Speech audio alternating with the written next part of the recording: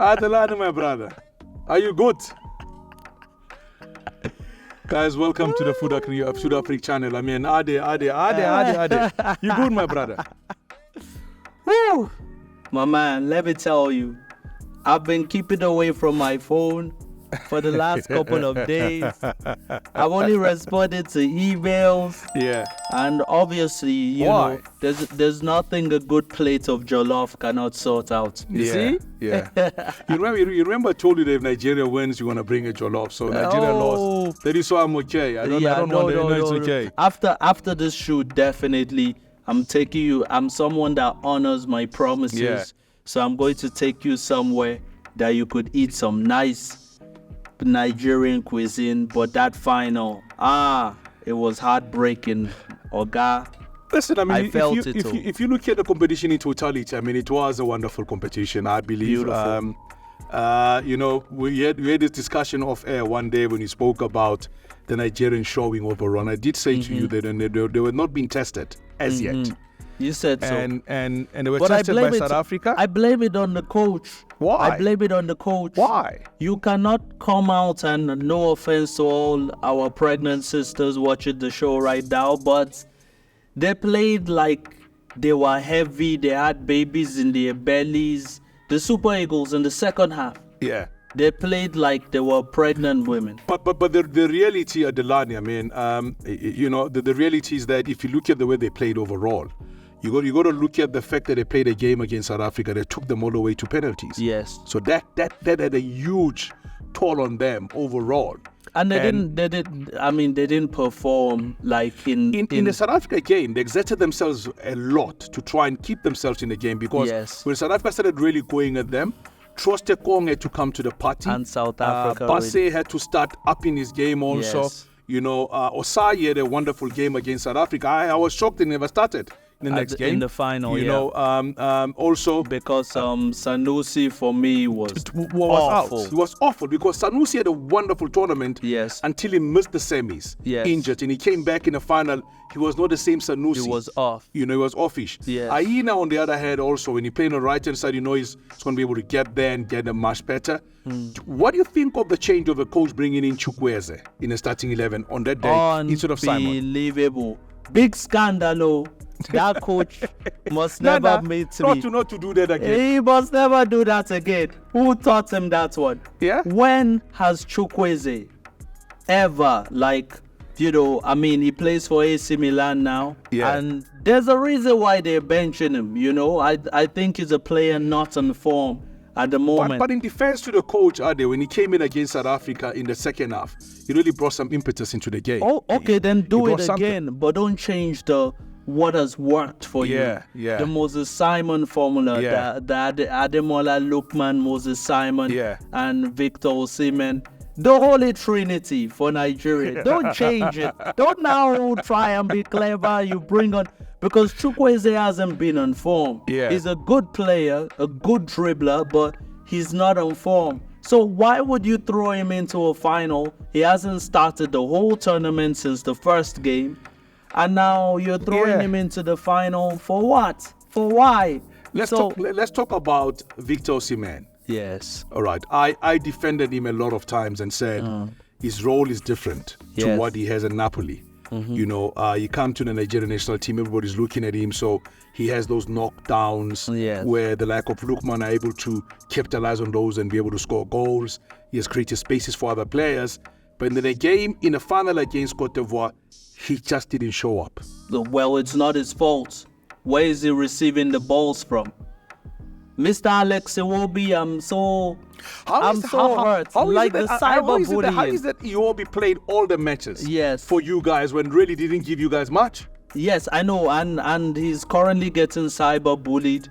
You know, in Nigeria, the minister of football there had to intervene and just tell Nigerians to relax.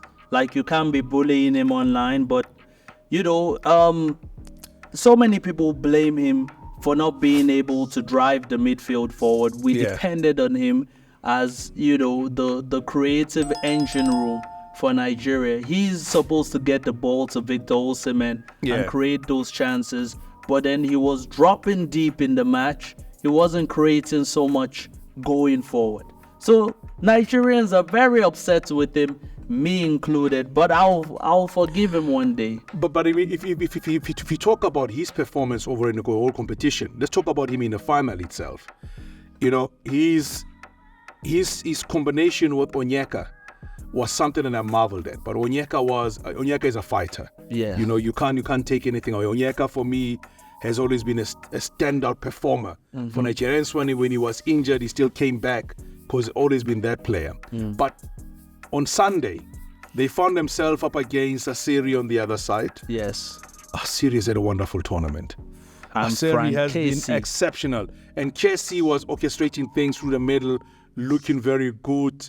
See, so my thing was that they were lucky to get into the halftime break 1-0 up. Yeah. That was against the run of play when Trust Ekong scored that corner kick. Yeah. But surely as a coach, you tell the boys, I want to see the best 45 minutes of your lives. Go into that second half, you're 45 minutes away from winning the Afcon. Do everything, throw everything and the kitchen sink at Ivory Coast. And they came out and I saw this lethargic performance. They were playing like they were sitting back. I'm like, what is this?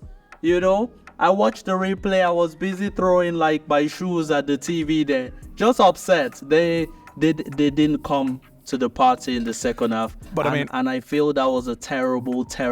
Once you score a goal against Cote d'Ivoire, they've proven since MS Fire took over that they don't give up. You know, they come back, they fight much harder, they go at you. Seri controlled the middle of a park. They didn't have Pepe on the day even. Didn't even play. You know, to show there was no need. There was no need for him to play because Kessie was all over the place. Kessie was taking on the opposition, going at them. Hala was unbelievable in the penalty area. Really made sure that the Kong as well as Ajayi and Bassi struggled to contain him and try and keep him down. At the same time, you also had the rugby man Konano was making the runs on the left-hand side of the field going forward. And then your Sage Aurier was unbelievable on the day. Max Gradl had a wonderful game. I mean, that overhead kick he missed right at the start of the game was something else. It would have been a beautiful goal scored. But then you go back to the goalkeeping department. Yes. I had said initially when he spoke about this, and I remember there was a huge debate in South Africa around Nwabali as a top goalkeeper, as the team cheaper. Boss said, you know, this man is putting my team on a map and I'm going to have to do well. And I said, he has not been tested. He pumps the ball back into play. And that for me is a weakness of a goalkeeper. Once you are pumping the ball, not going wide, but going back into play, that is dangerous. I mean, the fact that there were no goals scored with him pumping the ball back into play most of the time, very lucky. I mean, in a game against South Africa, there were shots that were literally given to him. But the South African players, when he pumped the ball back into play. But this time against Cote d'Ivoire, when the ball was played from a corner kick by Adingra, he came out and was backpedaling. He met the ball literally and put it in the back of the net himself. When Nigeria were on a back foot going backward, he still made those save that literally played the ball back into the opposition half and into the feet of the opposition, and that's why he was punished with the second goal scored by Cote d'Ivoire. Overall, Cote d'Ivoire had a plan, and they played a very good game, and that's why. But Nigeria went into the halftime break 1-0 up against the run of play. And I felt like, you know, the coach, he has experience. He has been like an assistant at Real Madrid. He is very good friends with Jose Mourinho. Jose Mourinho coming out to say that he's one of his best friends in football. They're both from the Portuguese. So. Yes, but for the light of me, I can't understand why you play Mourinho ball against a Cote d'Ivoire side that choked the midfield. They choked the midfield with Casey, Seri. They were controlling that midfield. So surely I expected him to play two strikers from the beginning of the second half, Iheanacho, and also play Victor Osimhen, and also substitute Alex Iwobi a lot earlier and try to put in someone creative, even put in Moses Simon, you know, and try something. Try Chukwueze behind the strikers. Something. But I felt like, we'd beaten Cote d'Ivoire at the group stages before. Yeah. The guys could have done it again, and they just failed. They were just simply too tired. When you talk about changes that were made by the coaches, you talk about, don't change a winning formula in the finals. finals. Is one of those that I believe that could have been in earlier. Why didn't Ahmed Musa play at all? Oh, for me, I've always said this, that he should just be there to lead the prayers. He should just be there to keep the bench warm for other players. Why? Because he's past it. He's past his prime for me. But it's a sport wasted, because you shouldn't have called him up then. No, he was just there to boost the morale of the team, to lead the singing at the team bus. Because remember, if Nigeria had won the Afcon, yes, he'd have gotten his second medal without kicking a ball. Yes, unbelievable. I felt personally that we should have picked a player. Mr. Sadiq in the La Liga claiming he was injured, and we saw him running around. He looked healthy to me. Step into my office when you have time. Explain this to me, sir. But honestly, Ahmed Musa, he could have watched from the comfort of his home. Yeah. He hasn't really kicked the ball like on club level. Yeah. For the last couple of months, so I don't understand why he was chosen. Do you think complacency a bit for Nigeria in the final? Oh man, we saw it from the South African game, and South Africa played a great game. For me, they actually deserved to be in the final. It was unfortunate that they lost on penalties, because they were all over us like rashes. The Super Eagles on the day were second best, and they'd been second best, going into that final. Yeah. They didn't really play well against Angola. They got away. They were creating chances. Yeah. But the performances were not that great. Let me give you the numbers. The last time Nigeria went to play an Afcon tournament in Cote d'Ivoire, 1984, they got to the final. They lost that final, having scored first. Yes. One of the fans, one of the legend of Nigeria who was there to watch the game, Gabo Lawal was there sitting next to Nwako Kanu. Yes. And when the picture showed him, I remember that he scored a goal in the 10th minute against Cameroon in 1984 at the Felix Houphouët-Boigny Stadium. That was the national stadium then in Cote d'Ivoire.